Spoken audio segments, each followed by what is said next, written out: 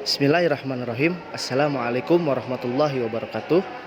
Perkenalkan, nama saya Muhammad Nasar Jailani, mahasiswa jurusan Sejarah Peradaban Islam, Fakultas Adab dan Humaniora, Universitas Islam Negeri Sunan Gunung Jati Bandung. Alhamdulillah, pada hari ini saya sedang berada di Museum Geologi Bandung. Nah, untuk keseruannya, mari ikuti saya, cekidot.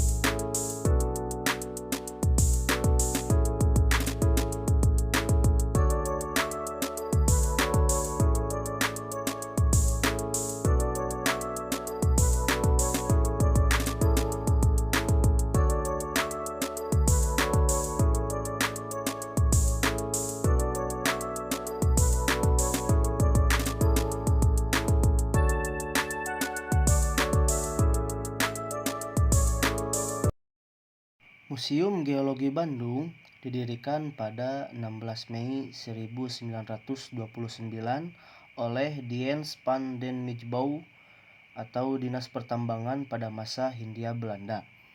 Museum ini dirancang sebagai pusat penelitian dan penyimpanan data geologi hasil survei di wilayah Hindia Belanda.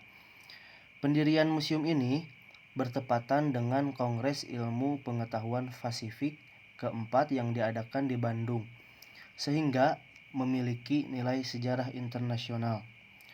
Pada awalnya, museum ini menjadi tempat penyimpanan koleksi-koleksi batuan, mineral, dan fosil hasil eksplorasi geologi yang tersebar di wilayah Nusantara. Setelah Indonesia merdeka, pengelolaannya dialihkan kepada pemerintah Indonesia, khususnya di bawah Kementerian Energi dan Sumber Daya Mineral. Sebagai bagian dari upaya edukasi dan pelestarian, Museum Geologi Bandung terus bertransformasi menjadi pusat informasi ilmiah dan destinasi wisata edukatif. Museum ini berperan penting dalam memperkenalkan masyarakat kepada geologi Indonesia, sejarah evolusi bumi, serta pemanfaatan dan pelestarian sumber daya alam. Hingga kini, Museum Geologi tidak hanya menjadi tempat penyimpanan dan penelitian juga, tetapi sebagai tempat belajar bagi masyarakat umum, pelajar, dan wisatawan. Dengan koleksi yang beragam, museum ini menjadi simbol penting sejarah geologi di Indonesia dan salah satunya museum terbesar di Asia Tenggara. Baik, bismillahirrahmanirrahim. Assalamualaikum warahmatullahi wabarakatuh. Kali ini saya sedang berada di Museum Geologi Bandung. Sebelumnya saya ingin berterima kasih kepada kakak. Mohon maaf, namanya siapa kak? Erwan. Iya. Terima kasih kepada Kak Erwan.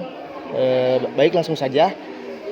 Saya akan mewawancarai tentang babi purba ini. Bisa lanjut saja. Bisa kakak jelaskan secara umum apa itu babi purba? Oke. Jadi sebenarnya makhluk hidup purba ya. Jadi tidak hanya babi, di sini kan banyak sekali makhluk hidup purba. Cuman memang kita fokus bahasannya di babi. kita tuh di Museum Geo ada beberapa fosil makhluk hidup yang sudah mati dan sudah terpasang jadi batu. Itu kenapa disebut fosil. Salah satunya babi purba ini. Nah, kenapa disebut babi purba? Karena memang babi yang ini hidup di zaman purba, di zaman sebelum kehidupan yang sekarang. Tapi ini masih masuknya ke masa Kenozoikum atau masa modern. Karena termasuk sampai sekarang itu masih sudah masuk ke masa Kenozoikum atau modern itu sendiri. Nah, ini hidupnya berarti lebih dari 65 juta tahun yang lalu, 65.000 tahun yang lalu, lebih dari tahun itu, makanya disebut babi purba.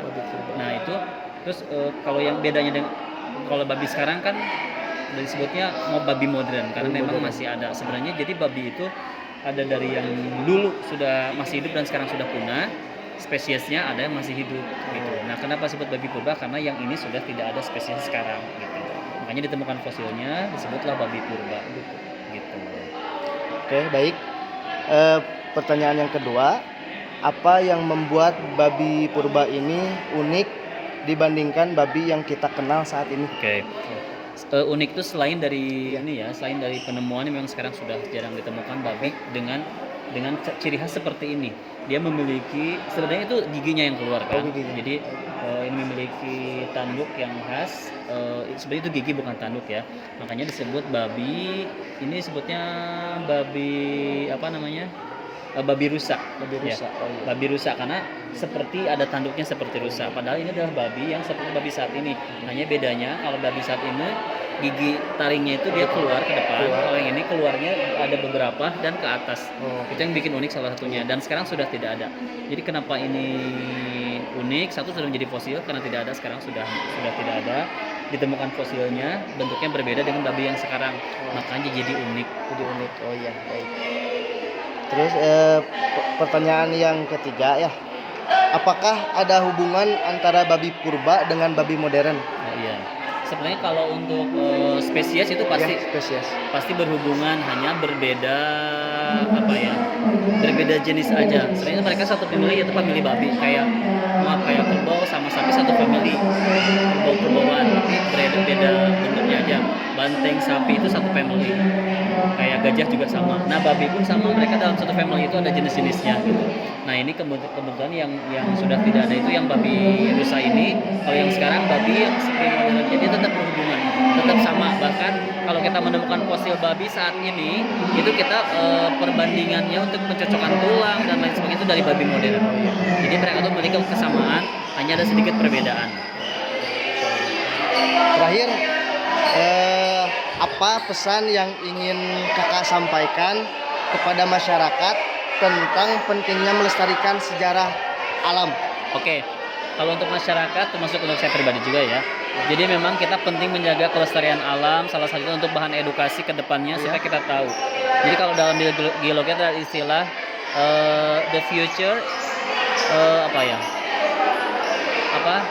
masa kini itu menjelaskan masa lalu gitu. So the future is the key to the past itu istilahnya. Jadi masa kini menjelaskan masa lalu. Nah, kenapa kita tahu ada fosil babi rusa? Kenapa kita tahu di Indonesia ada banyak ditemukan fosil vertebrata? Karena menemukan fosil ini. Jadi untuk pesannya untuk teman-teman semuanya, kalau kita menemukan koleksi berupa fosil di lapangan yang agak-agak berbentuk, walaupun kita nggak tahu itu fosil atau bukan, itu disimpan, dilestarikan. Tapi jangan diperjualbelikan, bawa ke instansi yang memang berkaitan untuk meneliti itu, misalkan ke museum geologi. Nanti kalau sudah ditunjukkan ke kita, dilakukan penelitian dan ternyata fosil bagus, bisa disimpan di museum supaya bisa dinikmati oleh seluruh masyarakat. Kalau disimpan di rumah kan hanya untuk diri sendiri ya, koleksi kurang bermanfaat. Itu salah satunya tuh. Terus juga kalau kita pengen tahu banyak, berkunjung ke museum apapun itu, karena di museum itu banyak menyajikan koleksi yang kita tidak tahu sebelumnya.